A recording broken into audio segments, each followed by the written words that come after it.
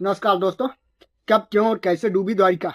गांधारी ने क्यों दिया था यदुवंश के नाश का श्राप? ऋषियों ने दिया था शाम को श्राप। समुद्र में डूबे हुए द्वारिका नगरी के अवशेष अंधक वंशियों के हाथों मारे गए थे।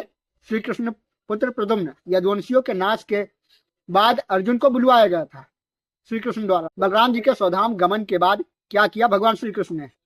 क्यों अर्जुन अपने साथ ले गए थे श्री कृष्ण के परिजनों को? कब, क्यों, कैसे डूबी द्वारिका?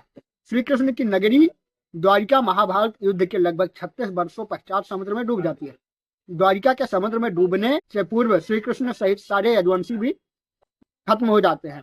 समस्त यदुवंशियों के मारे जाने और द्वारिका के समुद्र में विलीन होने के पीछे मुख्य रूप से दो घटनाएं जिम्मेदारी बताई जाती हैं। एक, माता गांधारी द्वारा श्री कृष्ण को दिया गया श्राप। दूसरा, ऋषि मुनियों द्वारा श्री कृष्ण के पुत्र शांब को दिया गया श्राप।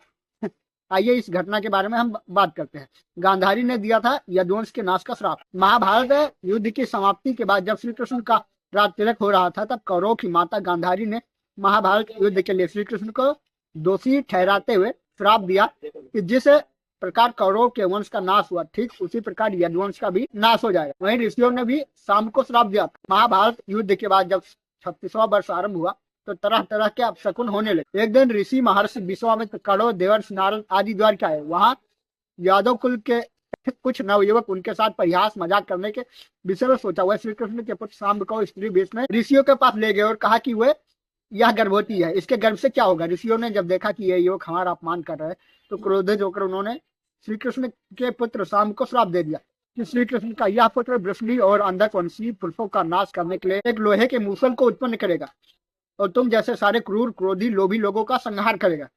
उस मूसल के प्रभाव से केवल श्री कृष्ण और बलराम ही बच पाएंगे। श्री कृष्ण को जब बाद में यह पता चली तो उन्होंने कहा कि यह बात अवश्य ही सत्य होगी। समुद्र में डूबे हुए द्वारका नगरी के अवशेष मुनियों के श्राप के प्रभाव से दूसरे दिन ही सामने मूसल उत्पन्न किया। जब यह बात राजा उग्रसेन को पता चली तो उन्होंने उस मूसल को चुराकर समुद्र में डलवा दिया। इसके बाद राजा उग्रसेन और श्री कृष्ण ने नगरी में घोषणा करवा दी कि आज से कोई भी वृष्णि व अंधक वंशी अपने घर में मदिरा तैयार नहीं करेगा। जो भी व्यक्ति छिपकर मदिरा तैयार करेगा उसे मृत्युदंड दिया जाएगा। नहीं लगी।